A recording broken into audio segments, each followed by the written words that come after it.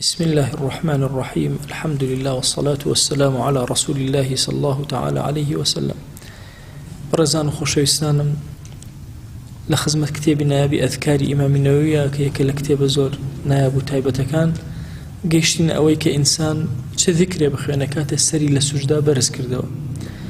واتل بين دو سجدكي إنسان كام ذكرانا بخوانه أفرمي والسنة أن يكبر من حين يبتدئ بالرفع أفرمي السنة أو هاي لو كاتيك ودسك بسر برز كرنوا لسجدكي الله أكبر دس بيبكا الله أكبر كدريش كاتا وهتاوكو بطاوي داء شيء واتا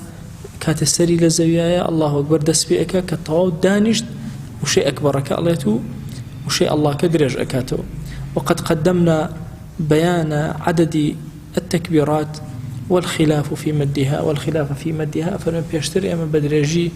باسي أومان كردو جماري الله أكبر كان چنك وچنك دريجي أكاته وخلافي لبين زانانا هي لسد دريج كرنوي باس ما كردوه وأو مديك ونيوج بطال أكاته وكاما وبطالين أكاته وكاما أو من باس كردوه أفرمي كاتك الله أكبر كي طواو كرد بطاوي دانشتبه واتا إنجا طواو بشتي الرقبوه وإنجا كلمة الله أكبر وشيء أكبر كبلت إن جاء كاتك بطاوي دانج واستوى جالسا سنة وهايا أم دعايا بخوانه بليت كان لفرمايشتك هاتول حذيفة ورضا رحمة خواه لبيك بغمريان صلى الله عليه وآله وسلم لصلاة الليلة لقيامة بأندازي سورة بقرة ونساء وآل عمران دريجي أكرده ولا ركوع كيبه وشوازة سجدة كيبه وشوازة لبين سجدة كان أي فرمون ربي اغفر لي خواجان لين ببوري أم ربي اغفر لي سنة إما لناو نيوجكا لبين دو سجدكانا بيلين أفرمي أوان دي دوبارة أكردو بيغمريان صلى الله عليه وآله وسلم بأندازي سجدكي أتا سجدكي بأندازي سورتي بقرة نساء وآل عمران أبو بين سجدكاني شيء أوان دا أبو أبي فرماشتكا كلا حذيفة ورزا رحمة خواه لبي جر راوتو يان سنة وهاي أم ذكري تربخ يانك لخالاء لما يمونوا رضا ورحمة خواه إلا ابن عباس وكاتك لما مالي خالي مالي ميمونة الشوق لخزمة بيغمريانا صلى الله عليه وآله وسلم ما يوفرموي للشوى أمام شوى زكا سري برزكر دو أي فرمو اللهم اغفر لي وارحمني خواه جان لم ببورا رحمة بسر ما ببارنا واجبرني لكوا كسركم هيا شكانكم هيا باشا تكتونك جيانم لشوينك خواجان بوم جبجك بوم ركروا وارفعني برزم كروا لا يخود وارزقني رزقا بدا واهديني هداية بدا سنة هاي أو دعايش اللهم اغفر لي وارحمني واجبرني وارفعني وارزقني واهديني أما لبين السجدة كان سنة إنسان بخوانه لقال ربي اغفر لي جلسة استراحة من هي آية جلسة استراحة شيء طبعا إما لبين دو سجدة كاما أزاين أم جلسة هي أما ذكركيتي باس مانكر جلسة استراحة بريتي اللوي لركاتي كما كتول السجدة هلسيته وتيته بوسره ويكسر بو قيام سنة وهاي إنسان كم يقداني شيء أتاو كل شيء هواشة بيته إنجا هلسيته وبوسره أفرمي فإذا سجد السجدة الثانية أقر هاتو إنسان سجدة بسجدة دوهم ذكركاني أوانيك باس ما كردو همويان أخوانك بيشتر أقر سري برز كردوا الله أكبر دس بإكاتو سر برزكاتوا داءني شبو استراحة كم يقدانشتن جلسة لطيفة بحيث تسكن حركته سكونا بينا حركاتي لا شيء هم بوستيتوا إن جاد سكاتوا بسر كوتنا بوسروا نابي الزوريج بأم جلسة ثم يقوم إلى الركعة الثانية إن جاء الله سيب ركعة دوهم أفرمي السنة وهاي الله أكبر دس بيبكا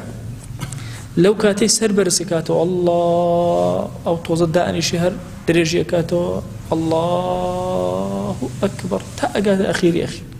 أو السنة واتا كسري برسكدو لسر برسكنا وكا الله دس بيكا دريجي أكاتو داني شي هل أسيتو حتى تو بشتي الركبتو إن جاء أكبرك عليه أما يكم رأيك إمام بومان باسك أفرمي ويكون المد بعد اللام من الله لكي دريجي كاتو لدواي لامي الله الله ألا يدرجي كاتوا. وهذا أصح الأوجه لأصحابنا، أما أصح ترين يقسي لنا أصحاب مذهب إمام الشافعي. ولهم وجه هندك ترى تريان هبوا فرميانا بسر برس كاتوا ببي الله أكبر دانيشي لجلسة استراحة وليه الله أكبر كابو السروا. الرئيسي هم يجوتوا أنا نأبى الله أكبر بكاتا وكل جلسة استراحة دانيشي دعيك هل صايو الله أكبر يدوهمنك. واضحة؟ وتسير رأيه هي رأي كان عليه كسر للسجدة دوهم برس كده وتاب طاوي قيامك هلا سيتوا الله أكبر كدريش كر. رأي دوهم على كسر برس كده الله أكبر مكة تاو كدانيشي للجلسة استراحة للجلسة استراحة وبوسروا الله أكبر ك. رأيك يتريشان الله أكبر كتادانيشي إن جادوا تلك هالصيتوا الله أكبر مكة. بلام لقال همو أمانة أم رأينا هيش قصيك ما نية بالله دوجار الله أكبر ك إلا يكجر الله أكبر هي لو بين الله أكبر كبلام بتشش يوازي أكره اختلافي تيا لبيني زانا يعني مذهب كام لما لهميان باشترة قصية كميان لهميان باشترة كإنسان سري لزويايا ألفي الله أكبر دس في إكا كبشتي توريب وري أكبر ألت أو لهميان باشترين رأيا وأصحترين رأيا چونك أوكاتا هيج بشيق لنيجي تو ببي ذكر نابي أقر وانك بشيق لنيجي تو ذكري تيا نابي واتا أوكاتيك هل أسيتو ألو بينا هي ذكرك النخران دوا كبيشتر دليل كان من باس كبير دي بزانا جلسة استراحة سنتك زور صحيح وثابتة لصحيح بخاري هاتوا لغير صحيح بخاري هاتوا لبيغمر كان وصلى الله عليه وآله وسلم أصحاب مذهب إمام الشافعي اعتماد على سلام حديث الصحيح عنه وبيان ويا سنة